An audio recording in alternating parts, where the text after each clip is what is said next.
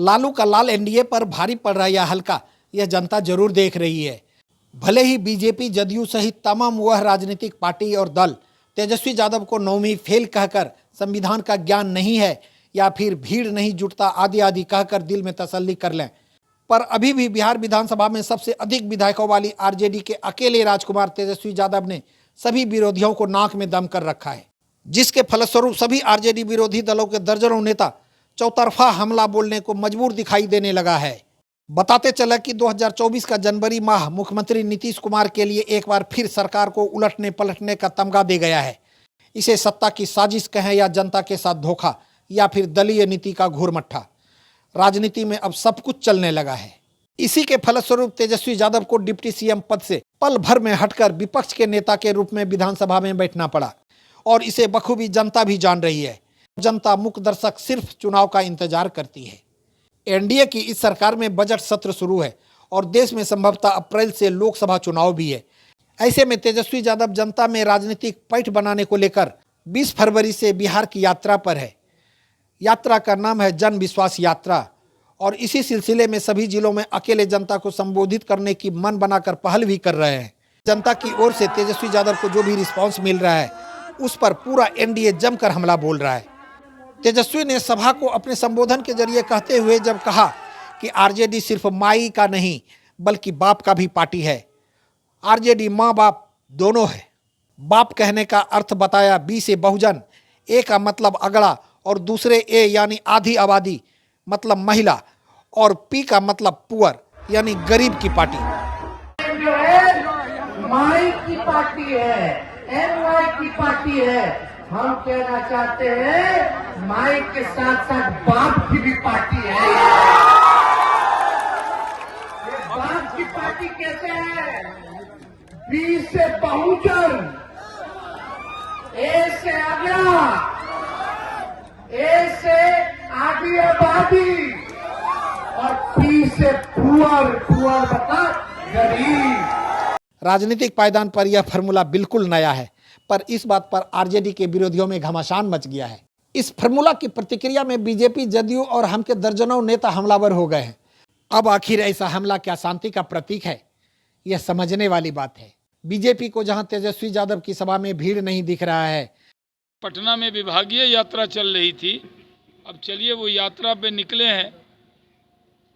जिस तरह राहुल गांधी की यात्रा से कांग्रेस को कोई लाभ नहीं है, उसी तरह तेजस्वी यादव जी की भी यात्रा से राजद को कोई लाभ होने वाला नहीं है। वो जहां जा रहे हैं वही बात कह रहे हैं जो इन्होंने यहां बोला था। कोई नई बात नहीं बोल रहे हैं, न कुछ नया होना है। सारे विधायक मिल जाते हैं, पूरा जिला मिल जाता है, तब भी मैदान नहीं भरता है, थोड़ी सी भीड़ आती है। इतनी भीड़ तो सम्राट चौधरी कहीं जाते हैं तो उससे 10 गुनी भीड़ आ जाती है। विजय सिन्हा उनसे ज़्यादा भीड़ ले आते हैं। तो भीड़ देखना है तो सम्राट चौधरी, विजय सिन्हा की साथ आप लोग जाइए, तब पता लगेगा भीड़ क्या होती है। वहीं हाल ही में गठबंधन से निकले जदयू को उस समय तेजस्वी डिप्टी सीएम लग रहा था और अब नौवीं फेल होने की याद सताने लगा है। तो बोलते कुछ है, आचरण कुछ है। आज राजनीति की विरासत यह है महोदय, बोली में और कर्म में महान अंतर वाले जो लोग हैं वही अपने को क्रांतिकारी मानते हैं। जो काम करता है परिणाम देता है, उसकी चर्चा लोग नहीं करते। हमारे यहाँ मिथिला में कहावत है, और भैंस वो खौर खाया बकरी खाया चार। तो जो काम नहीं करे वो पूरा वातावरण परिवार। अब नीतीश जी के कृपा से ही 2 बार जो उप मुख्यमंत्री बना, आज बड़ा भारी नेता क्रांतिकारी हो गया। 9वां पास भी नहीं है, 9वां पास का कोई परीक्षा तो होता नहीं, लेकिन इनके कृपा से 2 बार उप मुख्यमंत्री बने। बाप की कृपा से नहीं, पिताजी की कृपा से नहीं। पिताजी की कृपा से जरूर पत्नी बनी, माँ बनी उनको, लेकिन यहाँ क्रांतिकारी भाषण दे रहे हैं। तो अद्भुत चीज है, वचन कर्म में महान अंतर।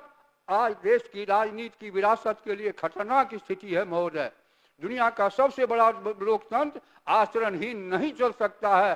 तेजस्वी की यात्रा पर बिहार में हम पार्टी की बात करें तो इसके सर्वोसर्वा पूर्व उप मुख्यमंत्री जीतन राम मांझी तेजस्वी यादव को अज्ञानी बताते हुए नहीं थक रहे हैं। जो विपक्ष का नेता बजट सेशन में बजट से भागा हुआ है, वो कहना था तो बजट में अपनी सारी बातों को कहते, वो भी आप लोगों के माध्यम से जनमानस में बात जाती, उसको न करके आज वो यात्रा पर निकले हैं। तो मैं समझता हूँ कि ये जमहूरियत के खिलाफ बात उन्होंने किया है। और रही बात जो इशू उठा रहे हैं, वो कह रहे हैं कि 17 महीना में हमने सब काम किया, लगता है बिहार का मुख्यमंत्री तेजस्वी प्रसाद ही थे। इसका मतलब है कि संविधान का उनको ज्ञान नहीं है कि मुख्यमंत्री होता है वही सब निर्णय लेता है, काम करता है। तो मुख्यमंत्री नीतीश कुमार थे, जो भी निर्णय हुआ, चाहे नियुक्ति का हो, पदस्थापन का हो, ट्रांसफ़र का हो, वो सब जो आदेश है वो नीतीश कुमार जी का है, लेकिन उसको ही ले दे करके चला रहे हैं। तो मैं तो यही समझता हूँ कि एक तो इनको संविधान का ज्ञान नहीं है, और उसी के नज़दीक ये बोल रहे हैं जिसको संविधान का ज्ञान नहीं है, वही समझ रहा होगा। वरना बिहार के सब लोग समझ रहे हैं, हंसी कर रहे हैं। ये कौन ऐसी बात है भाई कि जो डिप्टी चीफ मिनिस्टर है वही चीफ मिनिस्टर होता है क्या? हिंदुस्तान में ऐसा संविधान में तो नहीं है कहीं। और डिप्टी चीफ मिनिस्टर का कहीं कोई पद होता है क्या? वो तो मिनिस्टर होता है, और मिनिस्टर चीफ मिनिस्टर के क्या कहते हैं विचारोपरांत ही रहता है, उन्हीं के अनुसार काम करता है। तो ये क्या प्रचार करना चाहते हैं? तो इसका मतलब है कि अपनी गलती को और प्रगाढ़ करने के लिए गलत जो न समझने वाले लोग हैं उन्हीं के नज़दीक ऐसी बात बोल रहे हैं। हम समझते हैं ये संविधान का दोनों तरफ से, एक तो उनको ज्ञान नहीं है जो ऐसा कर रहे हैं, और दूसरी जो विधानसभा का बजट सत्र छोड़ करके जो पार्टी चल जाए, और खास करके नेता विरोधी से चल जाए, हम समझते हैं ये जमहूरियत का कलंक है, जमहूरियत को धोखा देने वाली।